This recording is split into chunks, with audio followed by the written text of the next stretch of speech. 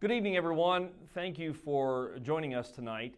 And we're certainly, there's no doubt that we're living in a season right now that invokes a lot of fear and anxiety. And of course, even in people that normally would not have overwhelming amounts of either of those emotions. Uncertainty can cause us to lose sight, and that's what we're dealing with right now, a lot of uncertainty. And it can cause us to lose sight of the hope that we have in Jesus and instead focus on the problems that are before us. That's why it's so important to stay close to Jesus. Because if we are close to Him, that means He is before our problems. So we face Him and not our problems, and let Him take care of our problems. That's the beauty of a relationship with Christ. Has anyone on here today ever been scared? You've been literally, possibly even paralyzed by fear, unable to take another step? Well, I can certainly relate to that. I recall as a very young boy living in Indiana, we lived in the parsonage of the church my parents pastored, and it had a detached garage that was what at that time seemed like a long way from the house, but when I returned to that town as an adult, that space seemed drastically smaller. But I often played in that garage, and basically I made it command central for all the adventures that a boy and his friends could devise, pirating, military strategy, spy works, and so on. I knew every nook and cranny of that garage, including the attic space. However, when night fell, it was a different story. There were many times that my mom would have me take the trash out to the garage and to store it for until trash day. And now that I think about it, it seems like she had me do that much more at night than at the daytime. Let's just say that garage took on a whole different persona at night than it had during the day. I did not want to take the trash out there. I would ask my mom to stand on the back porch and watch as I did so. When I arrived, I did not waste any time in opening that door, tossing it into the garage, slamming that door, and running headlong back to the back porch with my head over my shoulder, just dreading what might be chasing me. Additionally, my parents made certain while we were there living in Indiana that my brother and I knew how to swim. So they signed us up each summer for swimming lessons at the local high school. And I can remember being excited but fearful at the same time. At some point, standing at the edge of that massive pool, the instructor was in the water waiting for me to dive, and the angst that occurred while standing there was truly paralyzing. I'm sure there are others listening that have experienced that fear, but once I took that first leap, everything changed for me. From then on, I couldn't wait to dive. Surprisingly, fear is something the Bible has a lot to say about. In fact, the command "fear not" appears in one form or another at least 365 times from Genesis to Revelation. It is specifically given to dozens of different individuals and/or groups in a variety of circumstances, and it's abundantly clear that God does not want His people to fear in the face of adversity or decision. To put it another way, we've been given a different "fear not" exhortation for every single day of the year. With such a clear daily prescription from the Creator of the universe, why do we so often respond in fear? What can we do about this? And is there a better way? Well, I can assure you tonight there is a better way. I want to begin with an exploration of Paul's advice to Timothy in his second letter to the young pastor. Paul's encouragement in 2 Timothy chapter 1, verse 7 is this: "For God did not give us a spirit of fear, but a spirit of power, of love, and of self-discipline," or a sound mind. If fear doesn't come from God, then where does it come from? I thought that the beginning of wisdom starts with the fear of the Lord. So what does that mean? What's the difference? One important difference to recognize is that there is both a healthy and an unhealthy fear. Understanding the difference could save your life, and it will definitely help you interpret God's daily encouragement to fear not. So let's begin tonight with healthy fear. Healthy fear can literally save your life. Let's pretend for a moment that you're hiking in the woods and you stumble upon a mama bear and her 3 cubs, and that certainly is very easy to do in West Virginia. And of course, I know there's probably somebody listening right now that's like, it's not going to be me because I don't go hiking.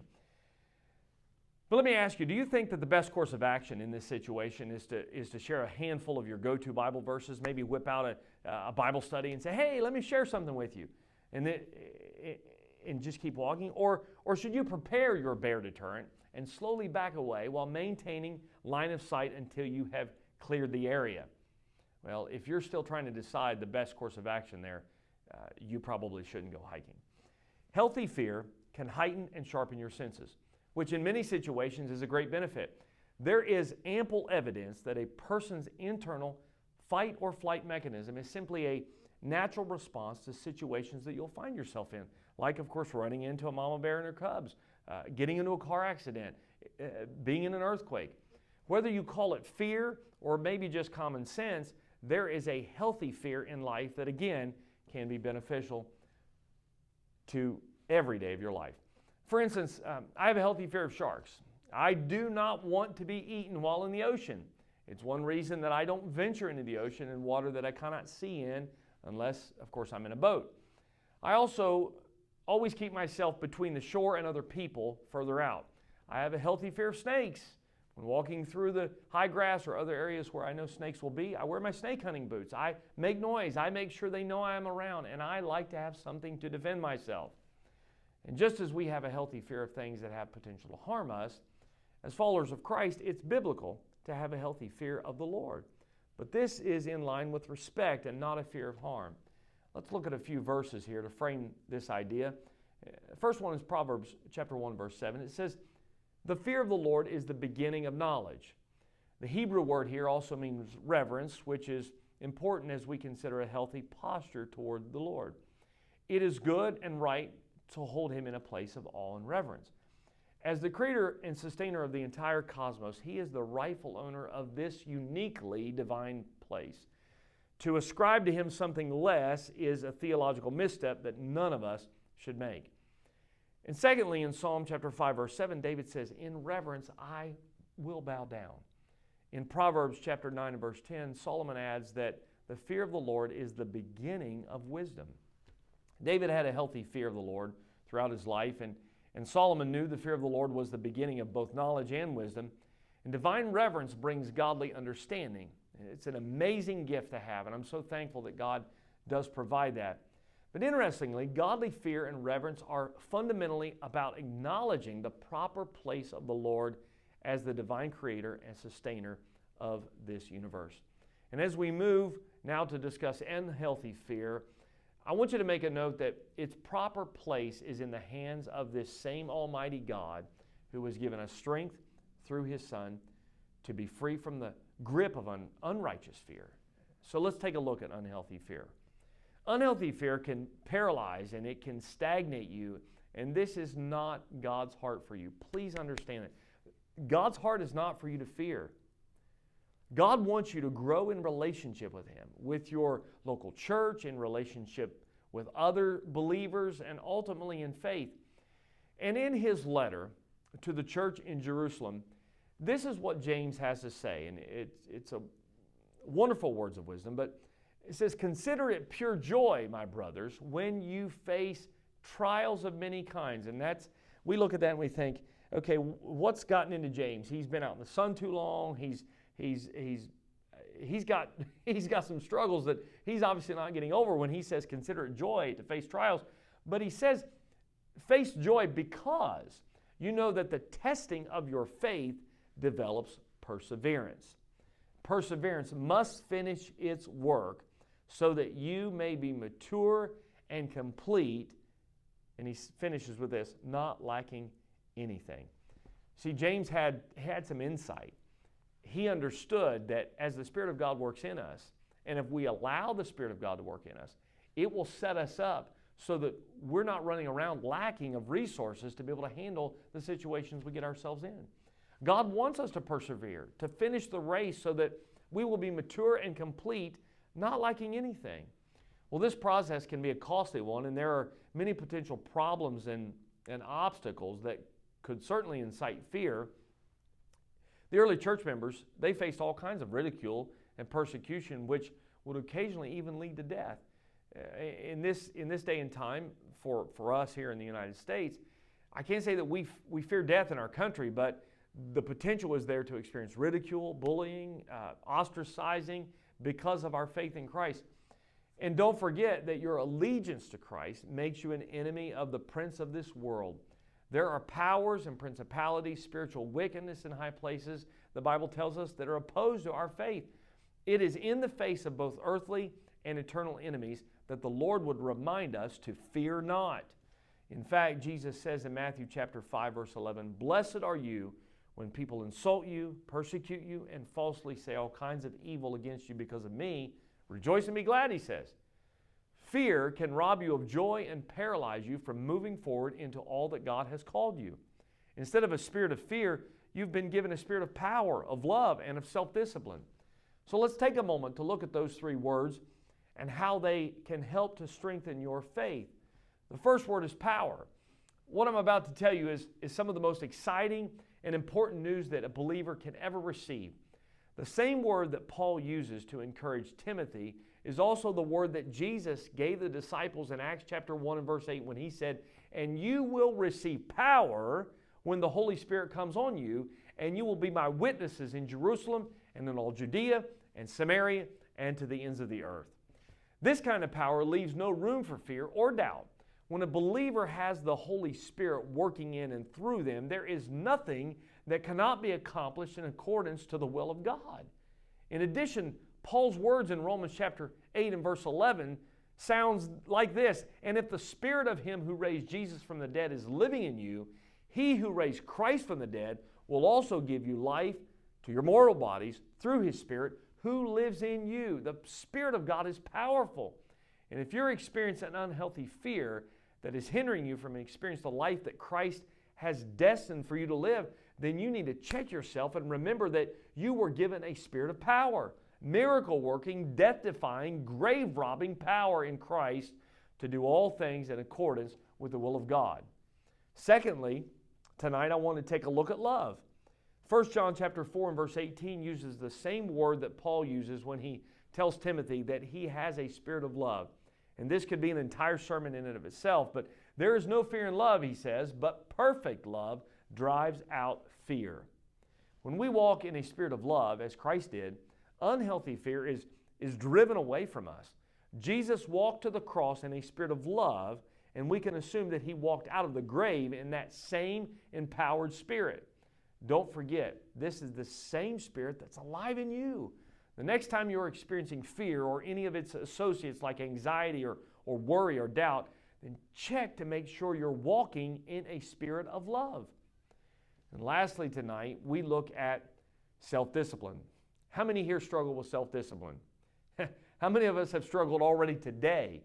Well, you're in good company, and I have good news to share with you. It takes a lot of discipline to recognize fear and deal with it appropriately. It's simply easier to just let it go, shrug it off, call it a fact of life. The issue is, it's not a fact of the life that God has for you in Christ. And Paul wraps up his encouragement to Timothy in chapter 2, or 2 Timothy chapter 1 and verse 7, by reminding him that he has been given a spirit of self-discipline along with the other two. Well, discipline is an imperative ingredient. We need discipline to take the time necessary to accurately diagnose the fear we're experiencing, and even more discipline to deal with it. This virtue of self-control, it's a fruit of the Spirit that we find in Galatians chapter 5. And as a vine produces fruit, self-discipline is created exclusively by the Spirit. Self-control is never self-generated. I want you to hear that. It's never self-generated. Rather, it is a work of grace within us. Though we're active in practicing self-discipline, we simply bear this fruit of self-discipline. We never produce it. In John chapter 15 and verse 5, Jesus maintained this. He said, "Apart from me, you can do nothing." In our own willpower, we cannot do anything that pleases God. Only by God's enabling grace can we exercise self-control in our ongoing war against sin. The Apostle Paul affirms in Philippians chapter 4 and verse 13, he says, "I can do all things through Christ who strengthens me." That is, Christ must be mightily working within each and every one of us. As sap flows into the branch, producing fruit, divine grace must fill the believer, producing self-control. The self can never produce self-discipline. Only as Christians, when we live under the Holy Spirit control, can we live self-controlled lives.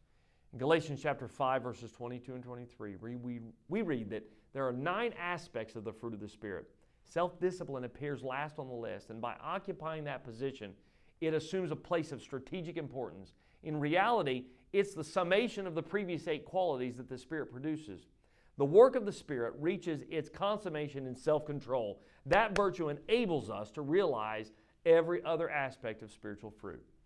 Isn't it just like God to give us exactly what we need?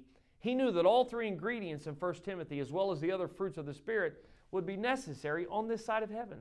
And for us to struggle with self-discipline, don't forget that this is an area where you have been given power through the Spirit to experience victory. So when you struggle, know that you can have victory through the Holy Spirit. It speaks to just how destructive unhealthy fear can be in our lives, that we need power, love, and self-discipline to help us overcome it.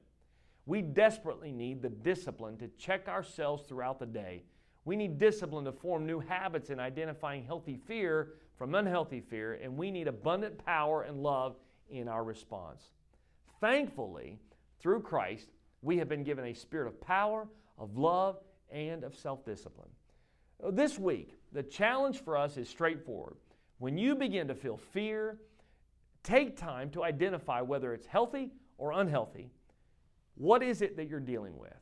Find out, make sure you know what it is, and then proceed. On the flip side, when you recognize unhealthy fear, you can pray for the Lord to keep you walking in a spirit of power and love while trusting that through His Spirit you can experience breakthrough in the area of self-discipline.